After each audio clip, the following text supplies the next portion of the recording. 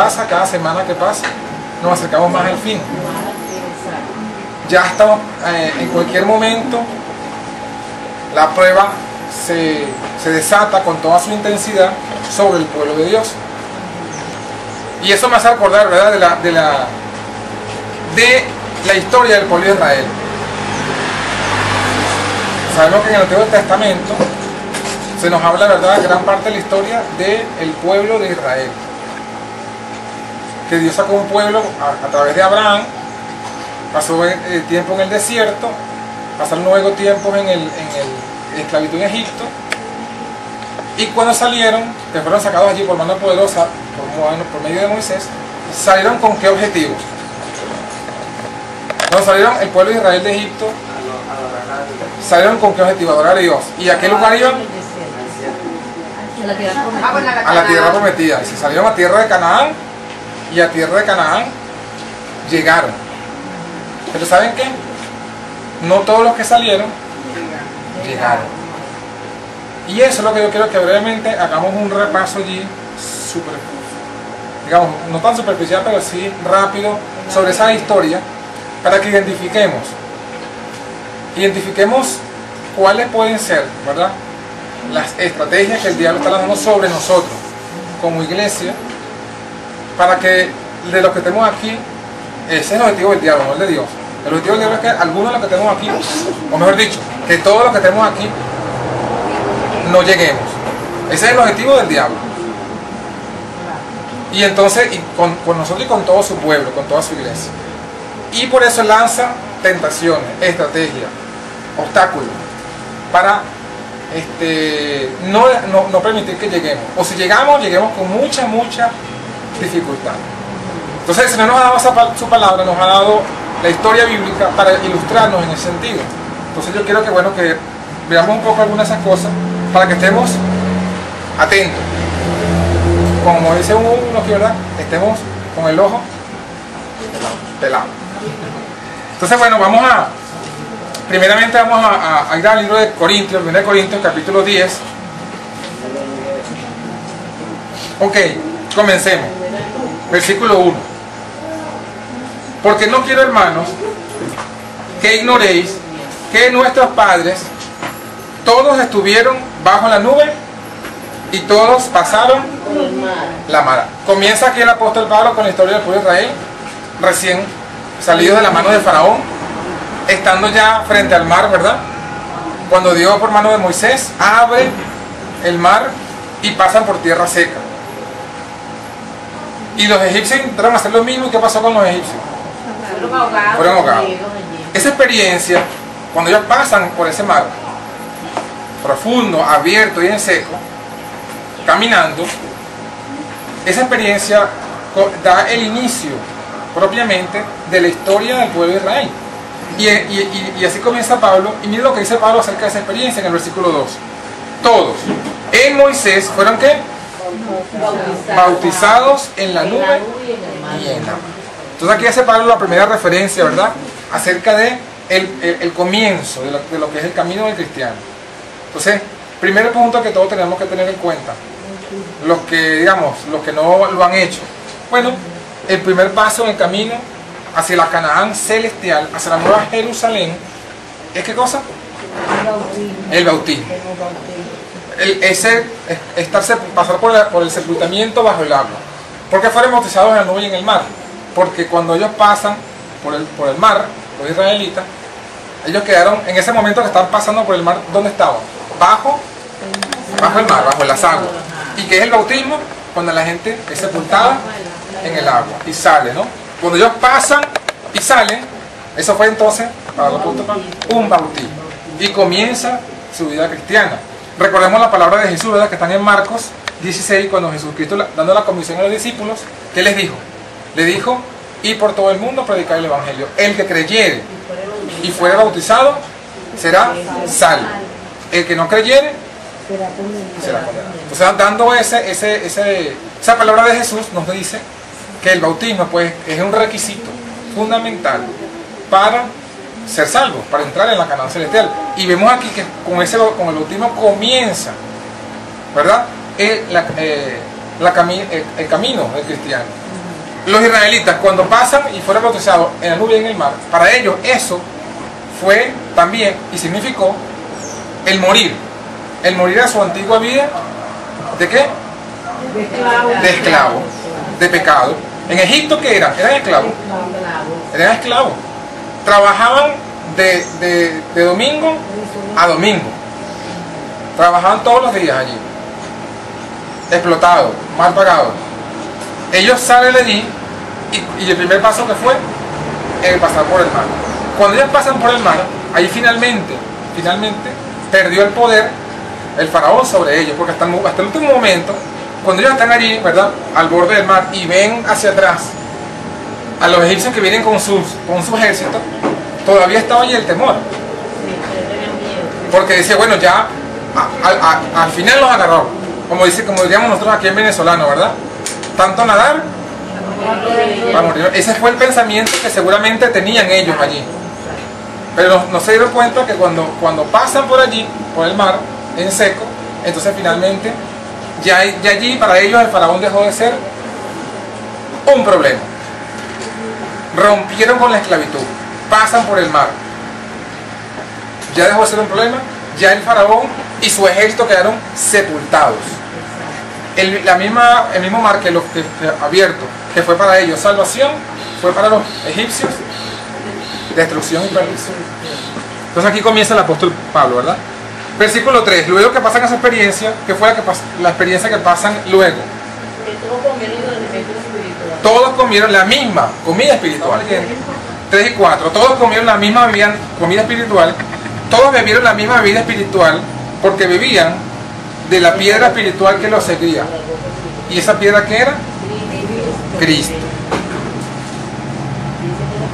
Es decir, todos se alimentaron de la misma doctrina, todos escucharon los mismos sermones, todos recibieron los mismos estudios bíblicos, todos se alimentaron de la misma alimenta espiritual. Pero ¿qué pasó? Versículo 5. ¿Más de qué? La mayoría de ellos no agradó a Dios. La mayoría de ellos. Me gusta esa parte de la versión. La mayoría de ellos no agradó a Dios. ¿Y qué pasó con ellos? Se quedaron tendidos. Quedaron postrados en el desierto. Habiendo salido de Egipto, habiendo sido bautizados, sin embargo quedaron postrados en el desierto. ¿Y qué es lo que nos quiere decir el apóstol Pablo con esto? Versículo 6. ¿Quién lo tiene? Que sucederán como ejemplo para nosotros. Ajá. Para que no seamos codiciosos de cosas malas. Ok, vamos a detenernos ahí un momentico. Estas cosas sucedieron ¿como qué? Como ejemplo, como figura, dice mi versión, como tipo, dicen otras versiones. Es decir, esa historia no está allí de adorno, vamos a decirlo así. Tiene un objetivo, como ejemplo, es decir, para que nosotros aprendamos, como dicen hoy día algunos, por contraste. Para que aprendamos por contraste. ¿Qué significa aprender por contraste? Aprender viendo lo que los otros hicieron mal. Aprender a no hacer eso viendo lo que los otros hicieron malo y cómo les fue. Eso sería aprender por contraste. Eso es lo que está diciendo el apóstol. Esa historia que está allí, porque hubo muchas experiencias del pueblo de Israel en el desierto. Pero ¿cuáles fueron las que quedaron escritas?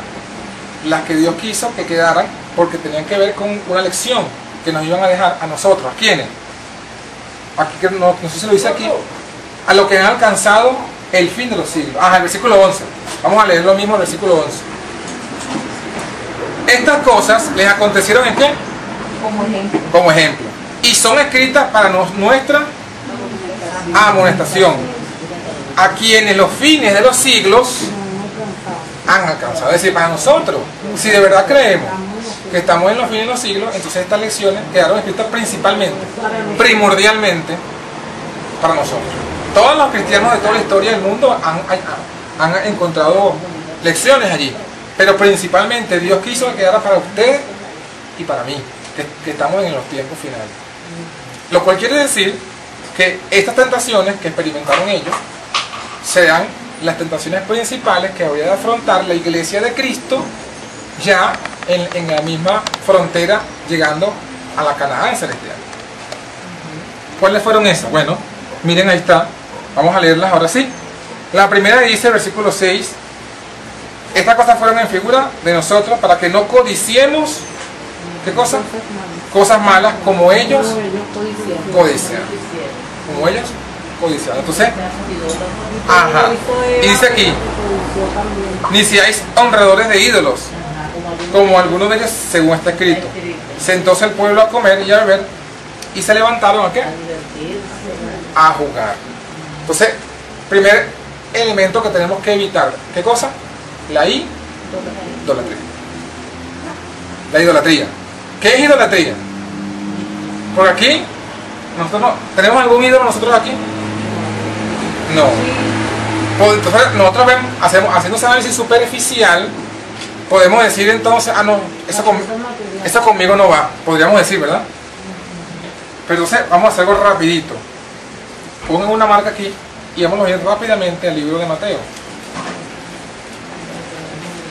Vamos a volver a 1 Corintios 10, así que tengan marcado 1 Corintios 10.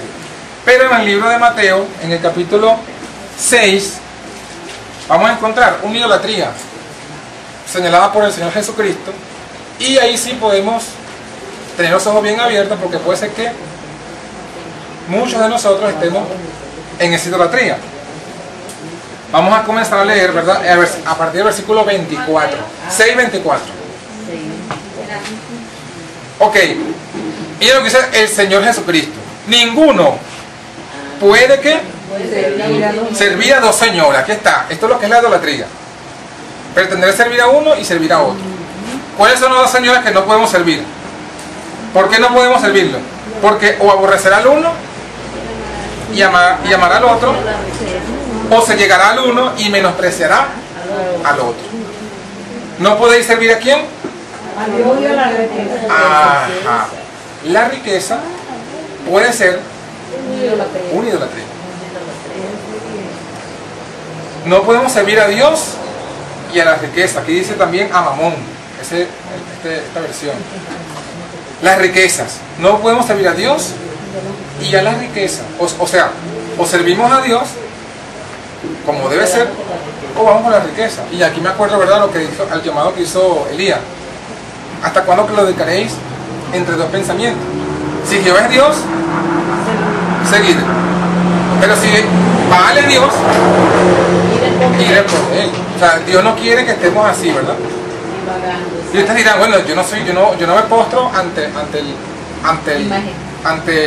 una imagen de oro, ni me postro ante el bolívar fuerte, ni ante el dólar, ni ante el euro, ¿verdad? No hacemos una idolatría en ese sentido. ¿Pero a qué se refiere aquí el Señor Jesucristo? Bueno, versículo 25. Por tanto. ¿Qué significa la palabra por tanto? Como consecuencia de lo dicho antes, ¿no? O sea que esto que vamos a leer está conectado con lo que acabamos de leer. No son aislados. Es decir, por tanto, lo que se ha dicho: no os congojéis por vuestra vida, qué habéis de comer, qué habéis de beber, ni por vuestro cuerpo, qué habéis de vestir. ¿No es la vida más que el alimento y el cuerpo más que el vestido? ¿Qué significa entonces? Que el congojarse, ¿qué es? Idolatría. El congojarse por las cosas que no tenemos, o las cosas que necesitamos y el momento no las tenemos. El congojarse por eso es, hermanos, entonces ¿qué? Idolatría. Es una idolatría. ¿Qué es congojarse? Me dirán ustedes. Bueno, sigamos leyendo para que ustedes entiendan lo que es congojarse en las palabras del Señor Jesucristo. Mirad las aves del cielo, que no siembran, ni ciegan, ni allegan en graneros, y vuestro Padre Celestial las alimenta. ¿No sois vosotros mucho mejores que ellas? Y por el vestido, perdón, versículo 27, mas ¿quién de vosotros podrá, congojándose, añadir a su estatura un codo? Y por el vestido, ¿por qué os congojáis? Reparad los lirios del campo, cómo crecen, no trabajan, no hilan. Mas os digo que ni aun Salomón, con toda su gloria, fue vestido como uno de ellos. Y si la hierba del campo que hoy es y mañana es echada en el horno, Dios la viste así, ¿no hará mucho más a vosotros, hombres de poca fe? No os congojéis pues diciendo qué comeremos, qué beberemos o con qué nos cubriremos. Porque los gentiles, ¿qué? Buscan todas estas cosas. Que vuestro Padre Celestial sabe que todas estas cosas habéis. Aquí podríamos agregar, ¿verdad? Actualizándolo así en el 2013. Para los gentiles buscan todas estas cosas y acumulan en un banco y después pierden todo lo que tenían acumulado en el banco cuando viene una crisis económica como la que viene en Chipre. ¿Sí o no? Se enteraron, ¿verdad? Eso es lo que, ¿se acuerdan lo que Jesús dijo también en este contexto? No hagáis tesoros en la tierra, donde la polilla y el orín corrompen. Y eso es lo que están experimentando mucha gente, especialmente esta semana en Chipre. ¿Qué pasó en Chipre? Hubo una crisis económica que ya viene desde 2008 en toda Europa. Ahora le tocó el turno a Chipre. Y la gente, entonces quisieron salvar a Chipre, le hicieron la Unión Europea le hizo una imposición, no lo aceptaron, entonces hicieron otro análisis para salvar a los bancos. ¿Y qué fue lo que hicieron?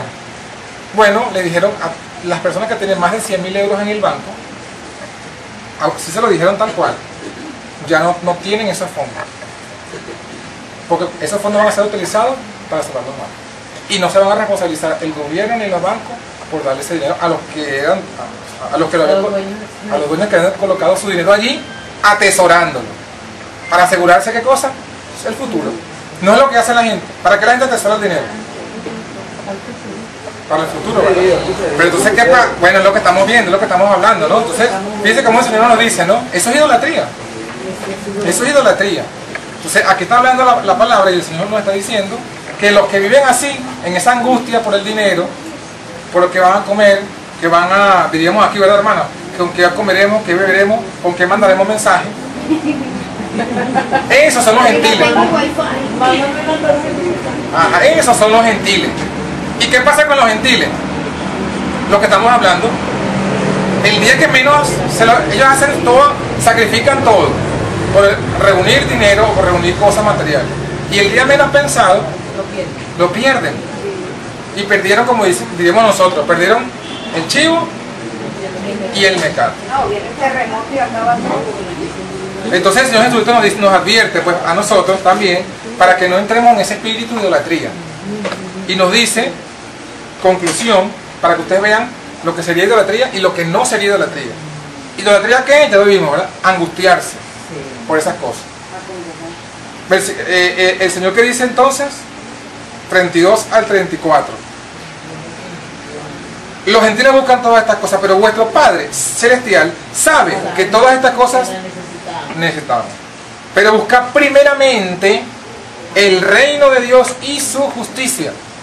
Y todas estas cosas, ¿qué? Os serán añadidas.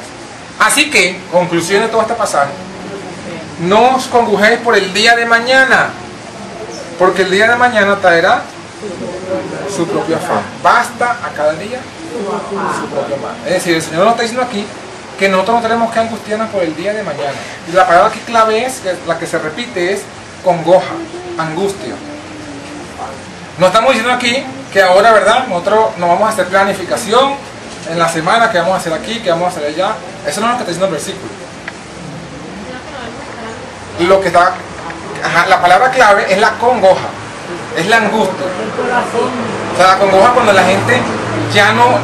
El sábado, bienvenida. Ajá, la angustia, aquí hay una silla. La angustia al punto tal que, como dice Jesús, ¿verdad? Nos hace servir a la riqueza en lugar de ¿qué? De servir a Dios. ¿Qué es servir a Dios entonces? ¿Qué es servir a Dios?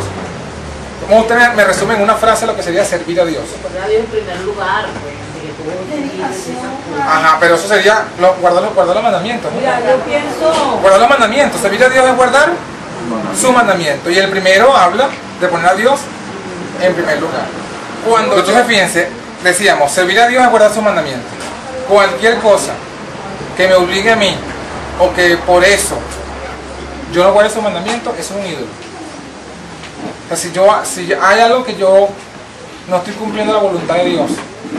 Y no lo estoy cumpliendo porque estoy afanado por, tengo que trabajar para comprarme la ropa, para comer y todo eso.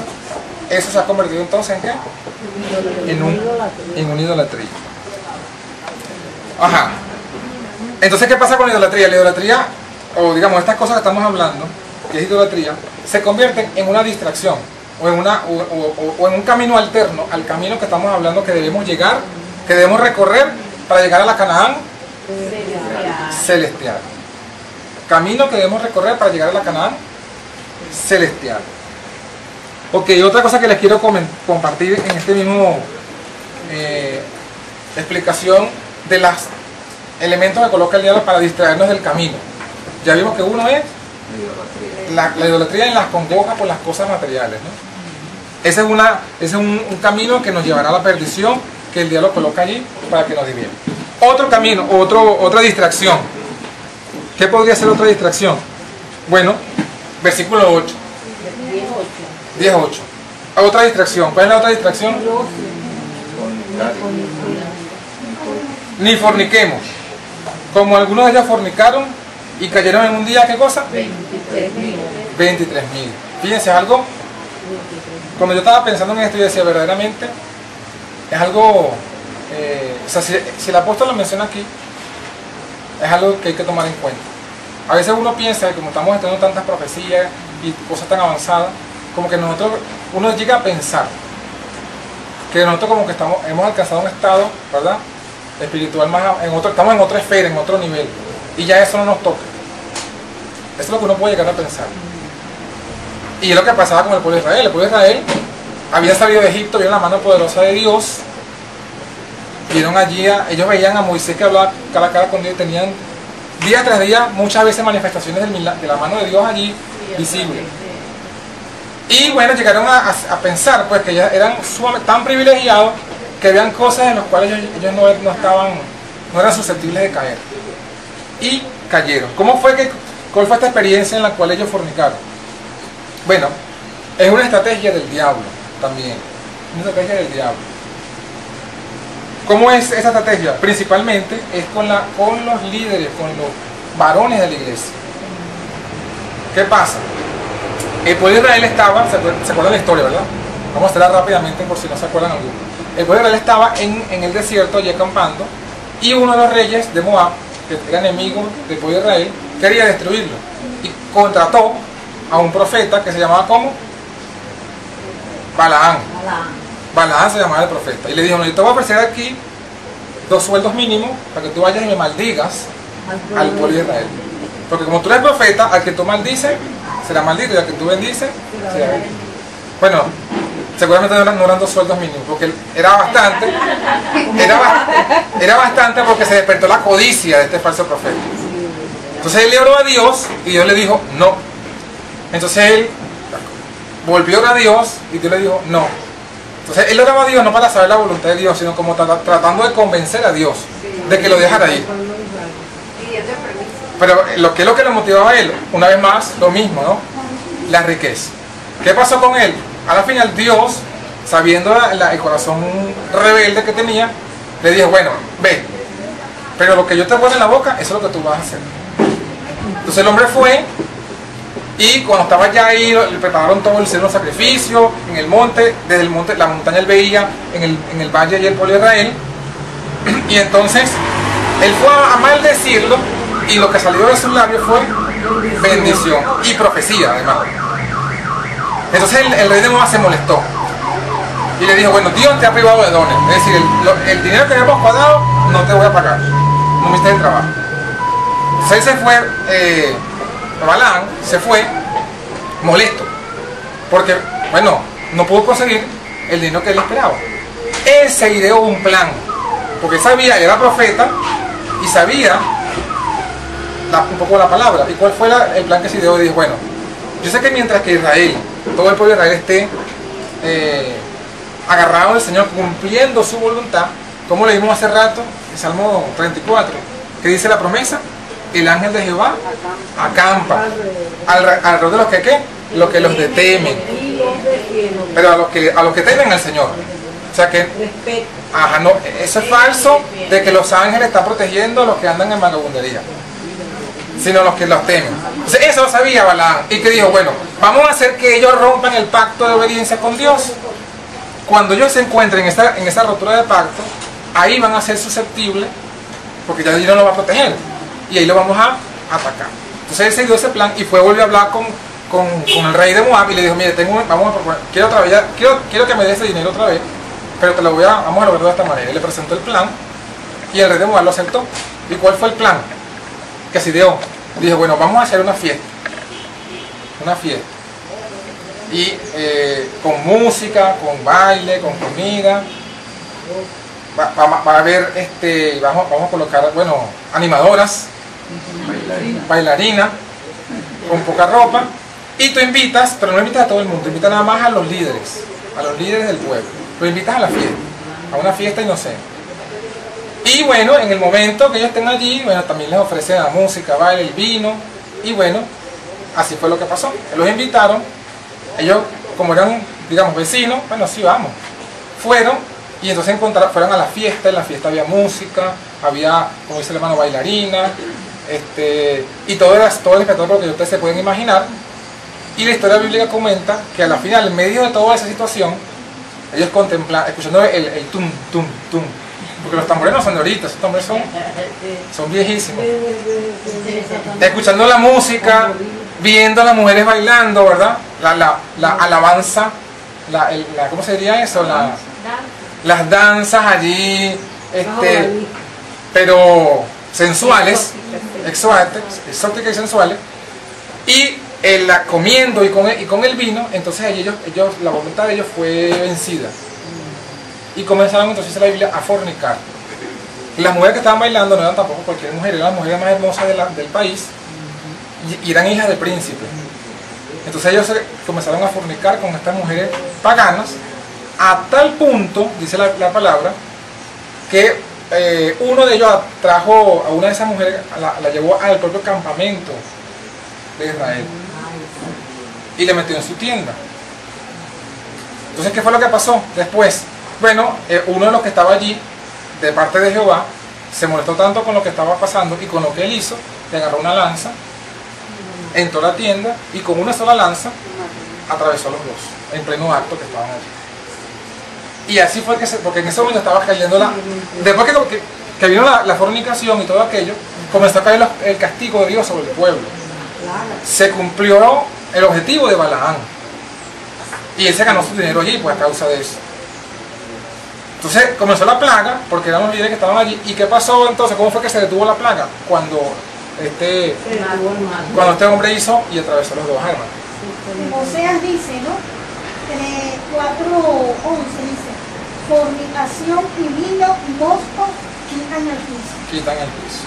Así fue que se detuvo la plaga y después el resto de la historia es que Dios le dijo bueno, que está de parte de Jehová, conságrese cada uno, vayan. Entonces tuvieron que ellos matar a todos los que estaban como dice aquí donde dice la cantidad, 23.000 fueron muertos en un solo día.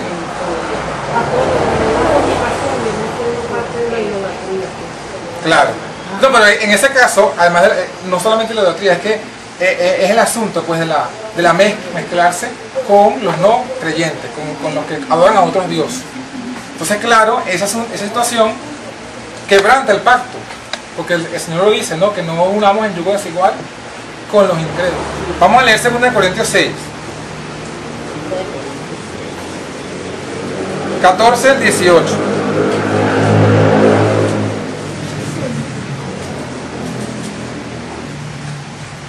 Bueno, ¿lo tienen?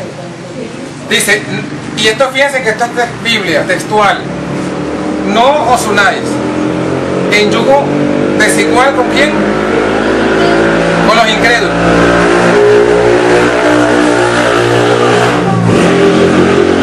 Porque ¿qué compañía tiene la justicia con la injusticia?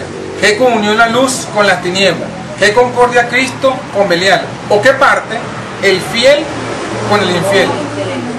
¿Y qué concierto el templo de Dios con los ídolos? Porque vosotros sois el templo de Dios viviente, como está escrito: habitaré y andaré con ellos, y seré el Dios de ellos, y ellos me serán por pueblo. Por lo cual, salid de en medio de ellos y apartaos, dice el Señor.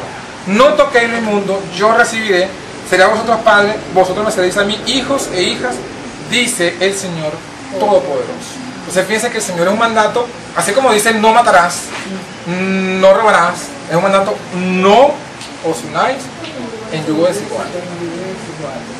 Y eso se aplica a cualquier tipo de unión que uno pueda ser tentado a hacer con un infiel, con un incrédulo. Con uno. Y hay muchas historias bíblicas que nos ilustran justamente que la debilidad, pues, la debilidad que nos dejó nuestro padre Adán, a todos los hombres principalmente, es esa, ¿verdad? Porque Sansón fue un juez que Dios escogió para hacer una obra muy buena, para matar a los filisteos, para liberar al pueblo de Israel, pero al final, ¿qué fue su problema? Fue también eso, el unirse persistentemente en yugo desigual, con justamente las hijas, pues, del pueblo enemigo. Salomón también, al punto que el mismo hombre que salvó un hijo, ¿verdad? Un niño, cuando estaban las dos madres peleando, luego edificó un altar a Moloch, acá, para agradar a una de sus tantas esposas que escogió. Y en ese ídolo Moloch, que tenía los brazos así, colocaban a los niños y los sacrificaban a fuego, a ese dios Moloch. Eso también lo hizo Salomón a causa de que su corazón se inclinó en pos de una de sus esposas. Y así hay muchas historias, muchos ejemplos que nos advierten, pues, que una de las cosas que debemos hacer en este tiempo para extraviarnos, sobre todo nosotros, ¿verdad?, los varones, es esa tentación. Entonces, atención todos nosotros con eso, que como dice, aquí mismo lo va a decir 1 Corintios 10, al final, le va a decir, el que piensa estar firme, cualquiera de nosotros, si nos descuidamos, si cerramos un ojito y nos descuidamos, podemos caer en este pecado. Y lo que uno ve en la Biblia es que ese pecado está íntimamente relacionado con la idolatría abierta. Porque todos los que fornicaron o los que se fijaron sus ojos en mujeres no cristianas terminaron cayendo en la idolatría abierta. Entonces está muy emparentado ese pecado con ese otro. Así que bueno, atención todos nosotros. Ok.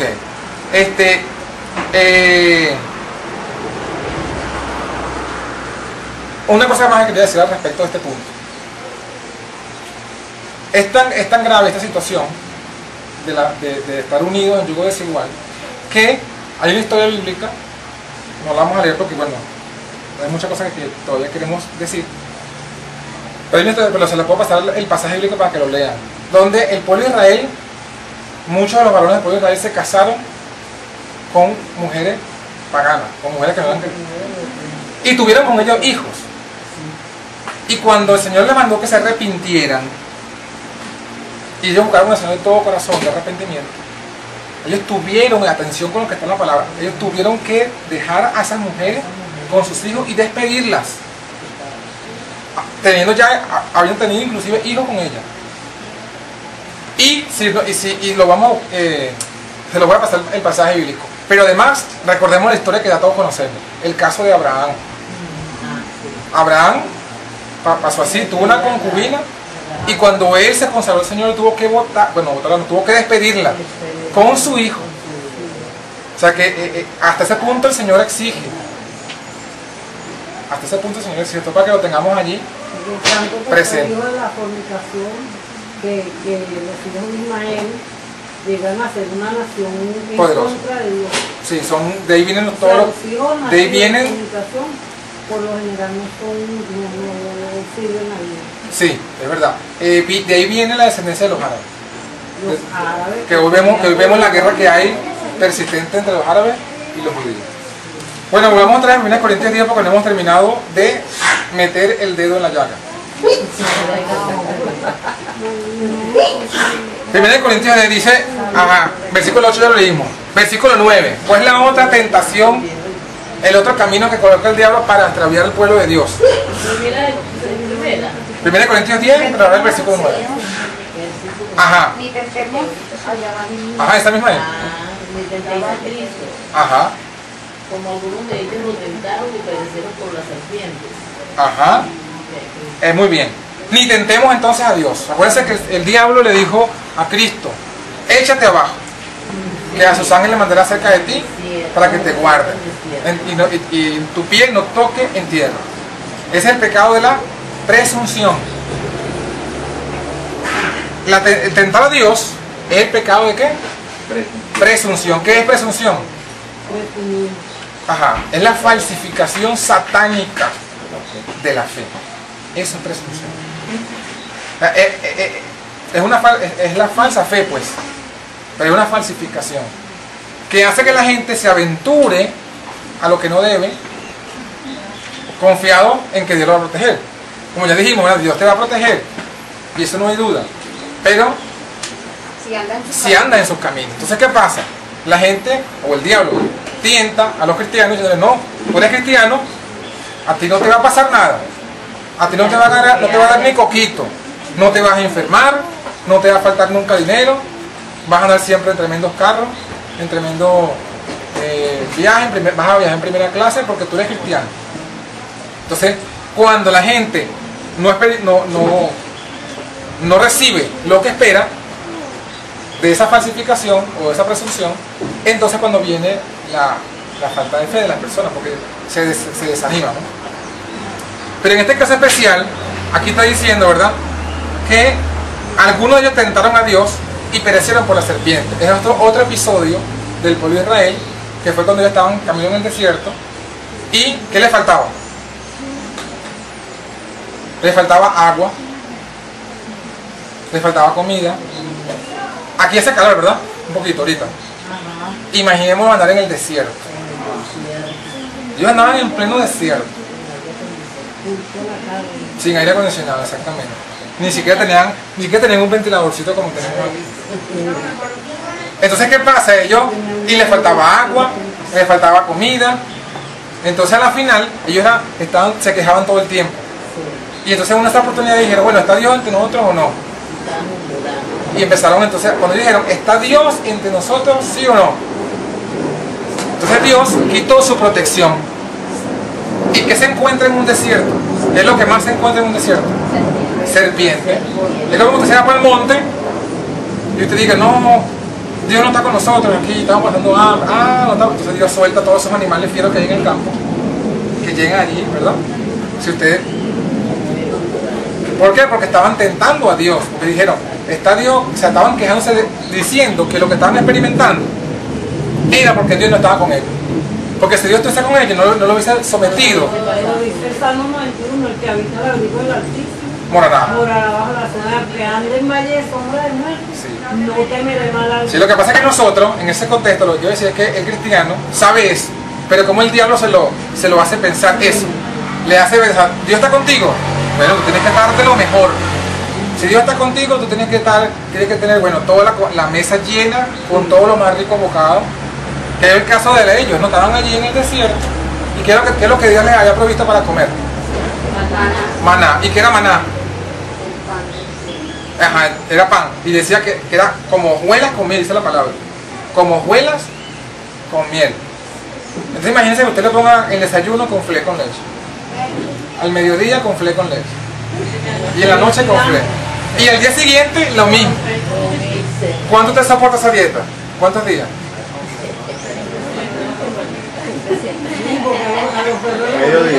Mediodía dice Michelle que no aguanta más de 2 comidas.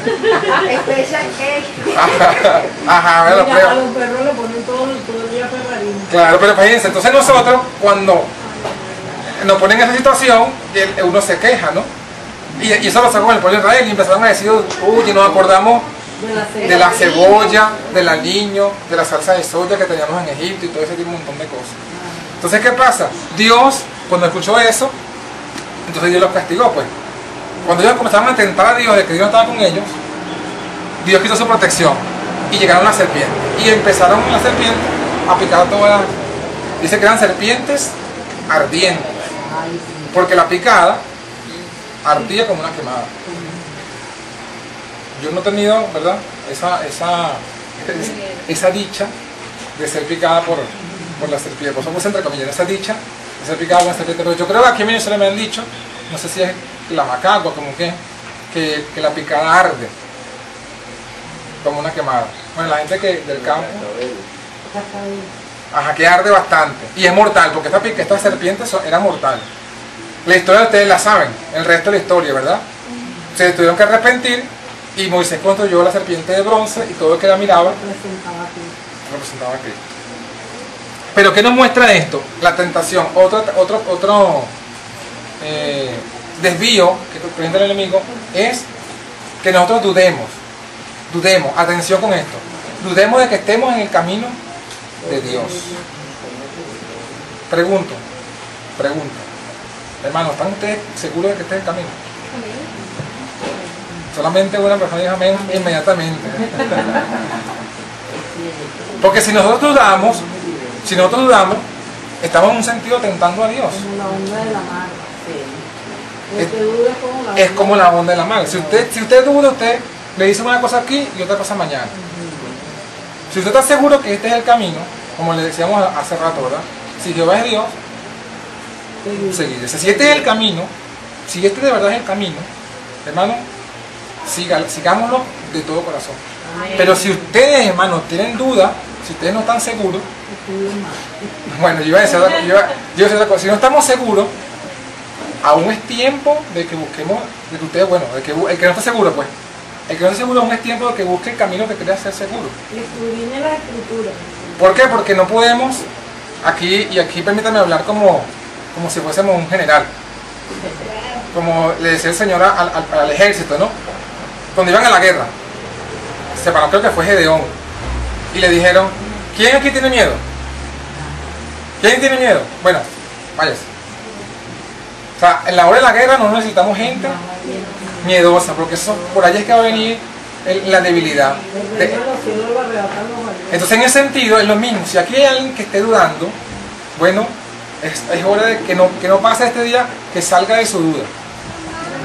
Que estemos todos seguros, pues, de que estamos en el camino de que este es el camino que Dios ha puesto delante de nosotros. ¿Por qué? Porque las pruebas van a ir cada vez incrementándose. Quiero que leamos algunos versículos. Si ustedes están seguros que este es el camino, si estamos seguros que este es el camino, ¿cuál debe ser nuestra actitud hacia otros caminos? Y aquí ahora quiero que leamos los versículos para que los tengamos bien con palabras de Cristo. Primer versículo, Mateo 7:6, por favor, vamos a buscarlo.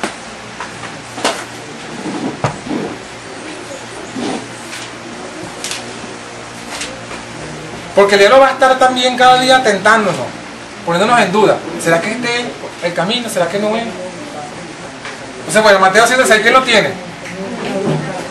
Ajá. No deis los santos los perros, ni echéis vuestras perlas a los puercos. No sea que los hijos de y se vuelva y obedecerán. Pregunto, ¿esta es palabra de Dios? ¿Sí o no? Amén. ¿La creemos? ¿Sí o no? Amén. Pregunto ahora, ¿actuaremos conforme a lo que Jesús dice aquí? ¿Sí o no? Amén. Bueno, aquí el Señor dice, no deis lo santo a los perros, ni las perlas a los cerdos. ¿Qué significa eso? Lo valioso. Bueno, ¿y qué es lo valioso? ¿Cuál es el tesoro? ¿Cuál es la perla que tenemos nosotros? La palabra. Pero la palabra, ¿qué es la perla? El mensaje. El mensaje que tenemos. Esa es una perla que tenemos que nadie más tiene. ¿Sí o no? Bueno, ese mensaje, esa perla, hermanos, no se la demos a los cerdos ni a los perros. Son palabras de Jesús, por eso hago el énfasis, no son palabras mías. No es que yo estoy colocando esta interpretación. Palabras de Jesús está siendo dicha aquí. No den los santos a los perros, ni las perlas a los cerdos. ¿Qué significa esto? Ustedes se preguntarán. Bueno, vamos a leer otro versículo para que tengamos mayor amplitud. Ahí mismo Mateo, pero vamos a leer Mateo capítulo 10, versículo 11 al 15. Y noten, vuelvo a decir, a hacer el énfasis. Vamos a leer palabras de Jesucristo, del Hijo de Dios. ¿Lo tienen? En cualquier ciudad o aldea donde entréis, ¿qué vamos a hacer? Informados quién sea en ella digno. ¿Y qué cosa?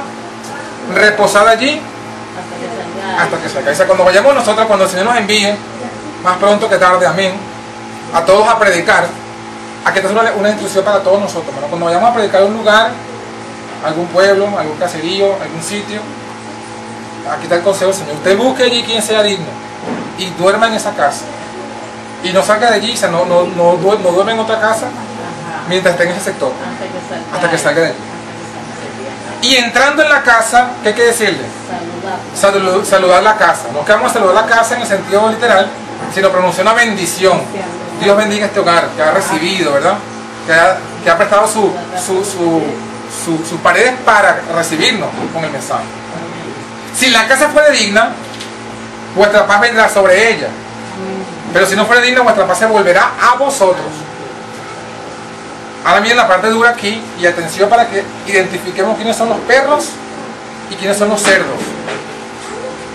Y cualquiera que ¿qué? Que no recibiere, ni oyere vuestras palabras, ¿qué hay que hacer? Salir de aquella casa o ciudad y sacudid el polvo de vuestros pies. De cierto os digo, o sea, esto es cierto, que el castigo será más tolerable a la tierra de los de Sodoma y de los de Gomorra en el día del juicio que a aquella. ¿Es esto verdad o no es verdad? Entonces, hermano, ahí está. En cualquier casa que vayamos a predicar el mensaje y de repente, ¿verdad? Dice allí, ya no nos reciban o no quieren oír nuestras palabras, ¿hay que seguir allí insistiendo? No. ¿Hay que darle un bibliazo en la cabeza a la persona para que lo acepte?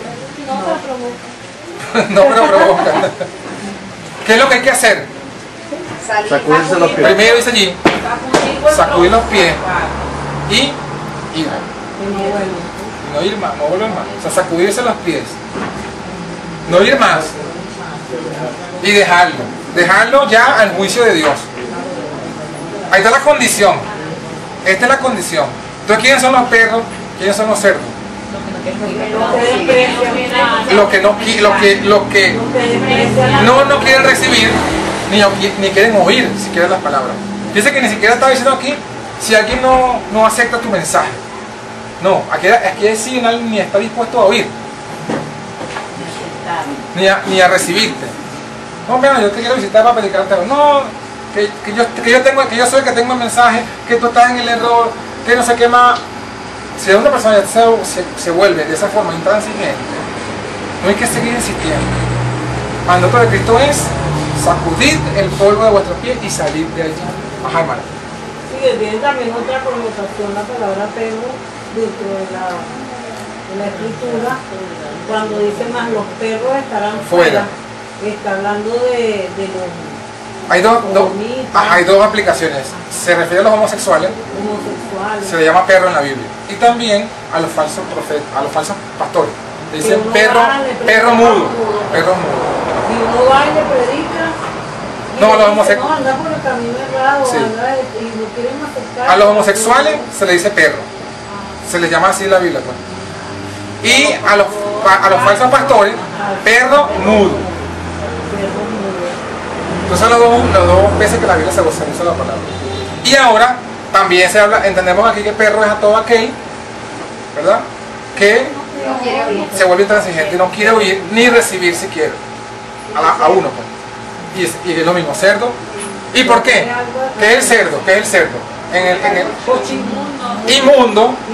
Y no hemos estudiado, ¿verdad? Que cuando Pedro tuvo la visión, le dijeron que había toda clase de animales inmundos, y le dijeron mate y come, y después se dio cuenta que se refería a las personas.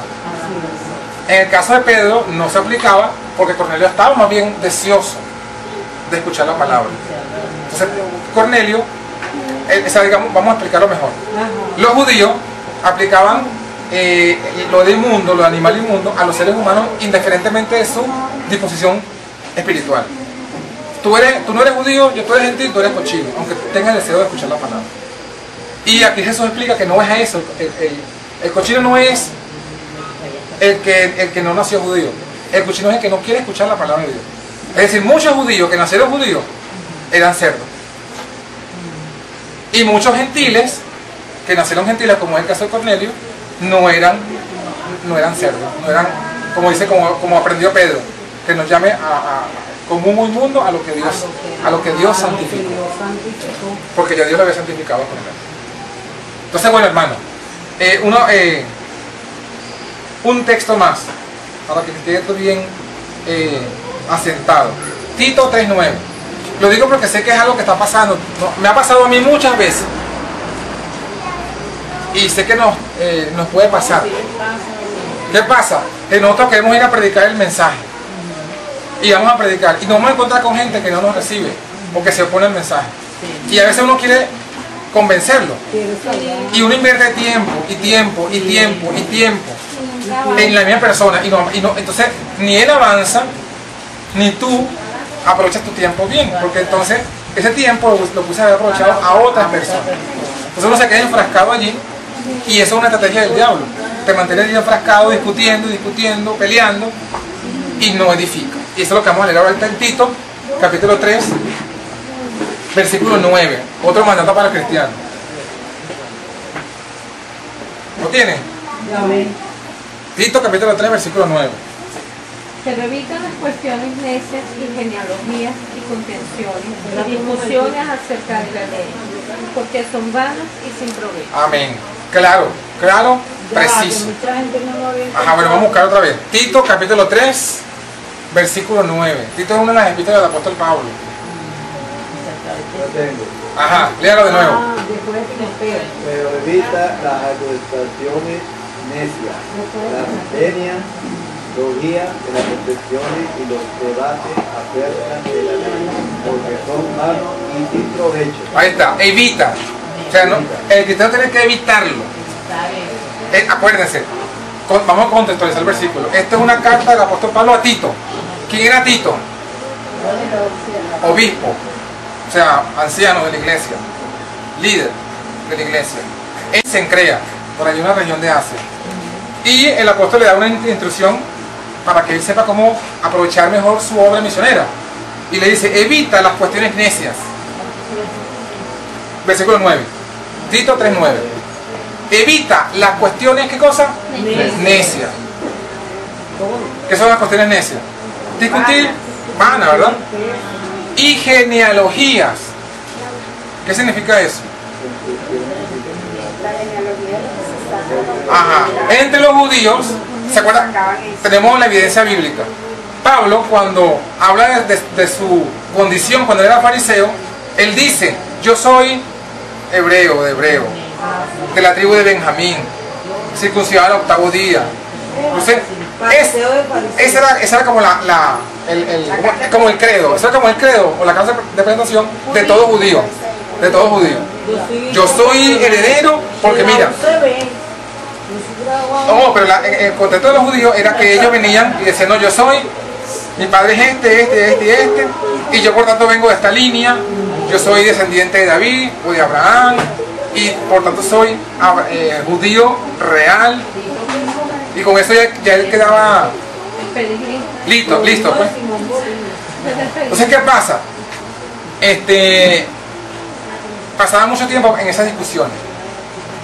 No, es que si tú eres judío o no eres judío. Y hoy día pasa lo mismo.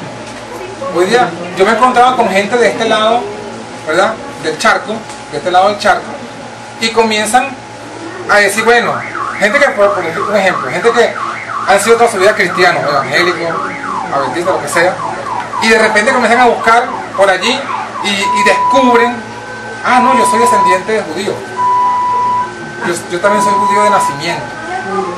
Y entonces comienza a decir, no, yo tengo que ir a buscar el hebreo y hacer las fiestas y todo ese tipo de cosas. Es lo mismo que está aquí, ¿ves? Discutiendo cuestiones de genealogía. Entonces, ¿qué pasa? Ah, no, tú no tienes descendencia judía. Entonces, en un sentido, yo soy más santo que tú. Bueno, aquí el apóstol dice, esas cuestiones, lo he dicho por un propio judío, porque Pablo era judío. Él dice, esa cuestión es necia, es vana y sin provecho. esa discusión. ¿Qué también es vano y sin provecho? Las contenciones y discusiones acerca de qué? De la ley. O sea, las contenciones y los debates y las peleas y las luchas que yo tengo, que mira, es como un contrapunteo de versículos. Se convierte como un contrapunteo de versículos. Entonces yo te doy, mira, toma este versículo, y entonces él te da otro, y yo tomo este versículo. Entonces, no es una predicación, no es una edificación, sino que es como que tú estás tomándose pulso, ¿no? A ver quién gana. Bueno, aquí dice el apóstol, eso es vano y sin provecho. El cristiano puede ser distraído en eso. ¿Cuánto tiempo, hermano? ¿Cuánto tiempo, le digo que yo, y lo confieso delante del Señor, cuánto tiempo nosotros hemos perdido en el pasado? Y hablando en mi caso particular, perdimos en el pasado muchas veces en esa discusión. Muchas veces. Discutiendo cuestiones de la Biblia, pero que a la final uno se da cuenta hoy día y dice, bueno, ¿cuál fue el provecho de todo eso? Claro, no estamos diciendo que nosotros, si hay un momento que dar un testimonio, no se da. Pero nosotros tenemos que andar procurando de buscar esas cosas. Dice que para los últimos tiempos será predicar el evangelio por testimonio. Sí. No, y yo lo digo en este sentido. Cartas abiertas de vida. Yo lo digo en este sentido, y perdónenme si alguno se vaya a sentir aludido, pero no es con nadie especial. A veces uno invierte mucho tiempo. En mi caso, a veces invertí mucho tiempo intentando que todos los adventistas escuchen este mensaje. Y buscando y peleando y escucha y pastor y qué sé yo. ¿Y qué he aprendido yo ahora? Que hay mucha gente que no ha pisado una iglesia adventista, que no conoce. Y uno está invirtiendo tiempo, esfuerzo en los que ya saben, en los que tienen la Biblia y los testimonios al lado, y el resto de la gente ahí no. Y gente que está abierta, que uno va y lo leen y lo aceptan. Y yo peleando con otros que no quieren aceptar, que ya lo saben. Y entonces uno llega uno con dolor de cabeza, llega uno cansado, bravo, molesto, caliente, ¿verdad? Frustrado. Y uno al final uno dice, ¿será que estoy haciendo bien? Porque uno ve que la obra como que no crece, pero ¿cómo va a crecer si estamos todo el tiempo peleando y peleando y peleando? Y con la misma. O sea, no fue el caso de nuestro Señor Jesucristo. ¿Qué hizo Jesús? ¿Qué hizo Jesús? Jesús fue... Exacto, él no peleaba con los fariseos. Cuando ellos venían, ellos eran los que lo buscaban a él a pelear. Y cuando él venía, decía, mire, yo vine a buscar a los que están enfermos. ¿Tú estás sano? Bien, yo voy con los que están enfermos. Yo no he venido a buscarse a los que están enfermos, no los que están sanos. Cuando lo involucraban en una discusión, bueno, tenía que responder, pero pocas veces. Pero el resto él iba viajando de casa en casa, sanando, visitando, predicando, de forma sencilla. Y evadiendo esa discusión. Entonces por eso, hermano, si este es el camino y estamos claros, sigámoslo. A los que están peleando con nosotros, bueno, que peleen solo. Si en algún momento hace falta decir algo para beneficio de un alma, hay que hacerlo, como fue el caso de Jesús. Cuando Jesús lo llevaron, inclusive como estaba para ser crucificado, no dice que lo cruzaron un montón de cosas, y que dice que la Biblia que él estaba callado, él no dijo nada, ni aun cuando lo que decía de él era falso. Él solamente habló las veces que había oportunidad de salvar a un alma. Seamos igual que Jesús. Seamos igual que Jesús. Imitadores entonces de Jesús. Bueno, vamos a concluir con 1 Corintios 10, volvemos y terminamos allí.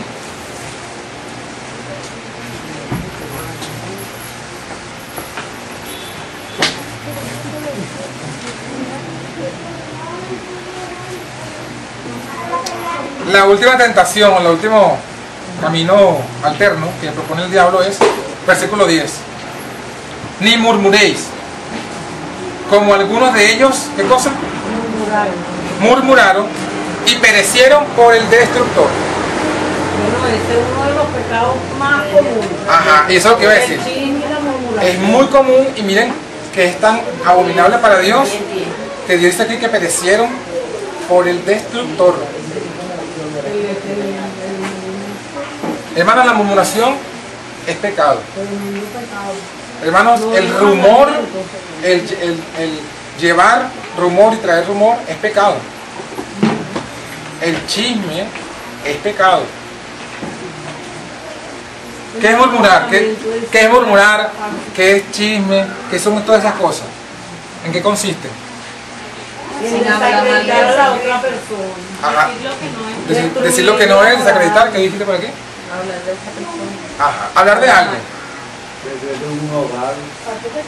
Se puede destruir un hogar, se puede destruir un matrimonio por eso. No, eso viene de un resentimiento, ¿no? Eso puede venir de un resentimiento. Un resentimiento de una persona. Si sean ciertas las cosas o no. Sí, ajá.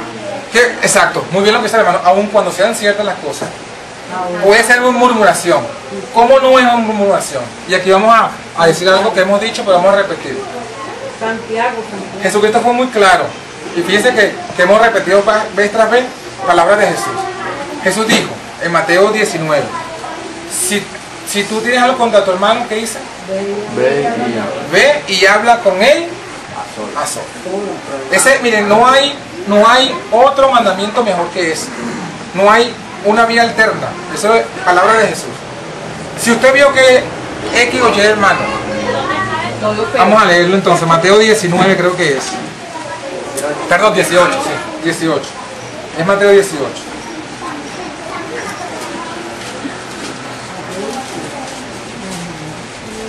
A partir del versículo, ya les digo, ajá, 15, 18, 15.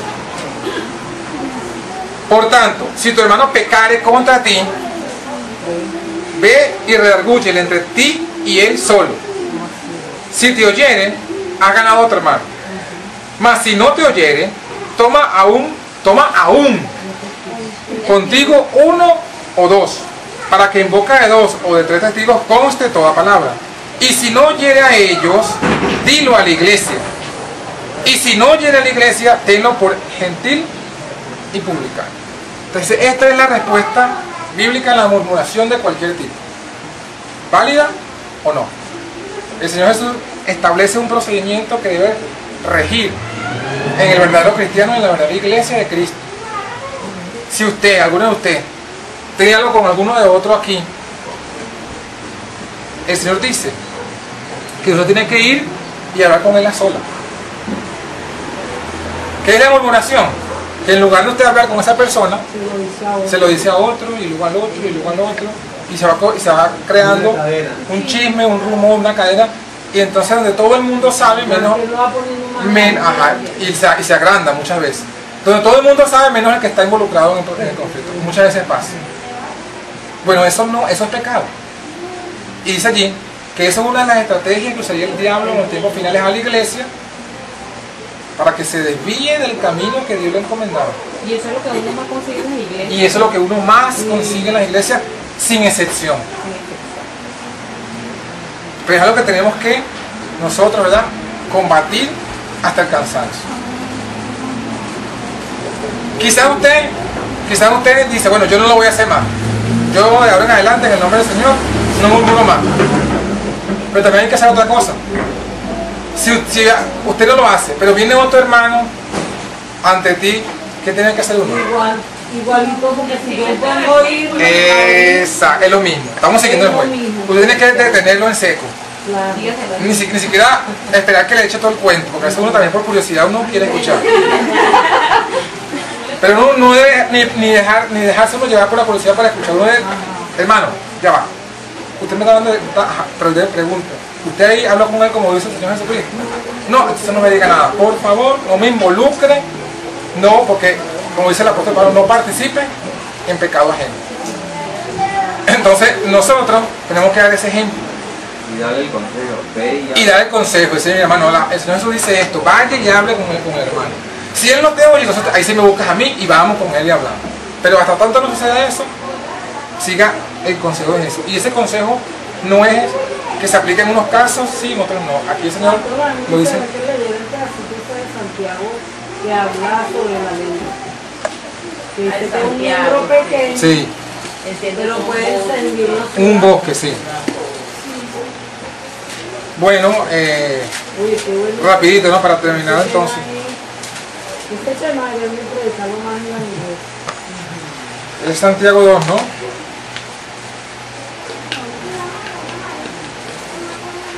No, no lo consigo. La ley, el poder de la ley. Santiago 4 o 3.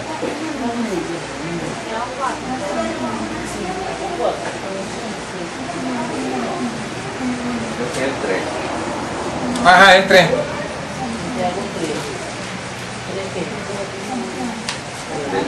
Del versículo 2 dice: porque todos ofendemos en muchas cosas. Si alguno nos ofende en palabra, este es varón perfecto, que también puede con freno gobernar todo el cuerpo. He aquí nosotros ponemos frenos en las bocas de los caballos para que nos obedezcan, y gobernamos todo su cuerpo. Mira también las naves, aunque tan grandes y llevadas de impetuosos vientos, son gobernadas con un muy pequeño timón por donde quisiere el que las gobierna. Versículo 5, 3:5. Así también la lengua es un miembro pequeño y se gloria de grandes cosas. He aquí un pequeño fuego, cuán grande bosque enciende. Y la lengua es un fuego, un mundo de maldad. Así la lengua está puesta entre nuestros miembros, la cual contamina todo el cuerpo e inflama la rueda de la creación y es inflamada del infierno. Porque toda naturaleza de bestia y de aves y de serpientes y de seres del mar se doma y es domada de la naturaleza humana. Pero ningún hombre puede domar su lengua, que es un mal que no puede ser refrenado, llena de veneno mortal. Con ella bendecimos al Dios y Padre, y con ella maldecimos a los hombres, los cuales son hechos a la misma semejanza de Dios. De una misma boca proceden bendición y maldición. Hermanos míos, no conviene que estas cosas sean así hechas.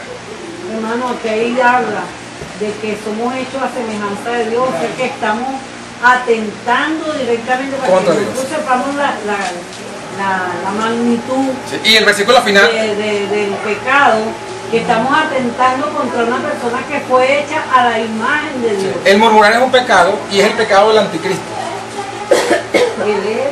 Santiago 4, 11 y terminamos. 4, 11, ¿lo tienen? ¿De cuál? Santiago. Santiago 4, 11, ahí mismo. Hermanos, no murmuréis los unos de los otros. El que murmura del hermano, ¿qué hace? Y juzga a su hermano, este tal murmura de la ley y juzga la ley. Pero si tú juzgas a la ley, no eres gobernador de la ley, sino juez. Uno es el dador de la ley, que puede salvar y perder. ¿Quién eres tú que juzgas a otro? El que se sienta a murmurar, se sienta a juzgar. Y el que se sienta a juzgar usurpa el puesto de Cristo, que es el juez. Y el que usurpa el puesto de Cristo es el anticristo. ¿Sí? Y por tanto el que practica tal cosa compartirá la suerte del anticristo mayor, que es el diablo. Entonces, hermanos, espero verdaderamente que hayamos analizado algunas cosas importantes, ¿verdad?, para nuestro camino cristiano y espiritual. Sé que muchas veces hablamos de profecía, de actualidad, pero también nos olvidamos de hacer estas cosas que son importantes. Son importantes para que nosotros mantengamos el camino que vamos, ¿no? Es importante la doctrina, la profecía, pero también es importante de vez en cuando recordar los pecados que muchas veces el diablo nos lleva a cometer y que puede ser nuestra perdición. Pero entonces nosotros escuchemos bien la voz del Señor. Amén. Si algunos hemos estado involucrados en alguna de estas cosas, aún hay oportunidad de arrepentirnos, ¿verdad? Y las cosas que tenemos que hacer entonces es perseverar en el camino, retomar el camino correcto, perseverar y luchar hasta el fin, que está más cerca nuestra salvación Amén. que cuando creímos. Entonces, hermanos, les pregunto, pues, en el nombre del Señor, ¿están dispuestos a lo que hemos mencionado aquí, de los pecados que hemos mencionado aquí? ¿Quiénes están dispuestos a cualquiera que ha cometido esos pecados, dejarlos a un lado? Yo soy el primero. Amén. Amén. Entonces, bueno, que el Señor verdaderamente nos bendiga, nos fortalezca y nos haga victoriosos, nos haga más que vencedores, en el nombre de Jesucristo. Y que perseveremos hasta el fin, seamos salvos nosotros y todos los que nos hayan escuchado predicar. Eso, porque el Señor nos bendiga. Hacemos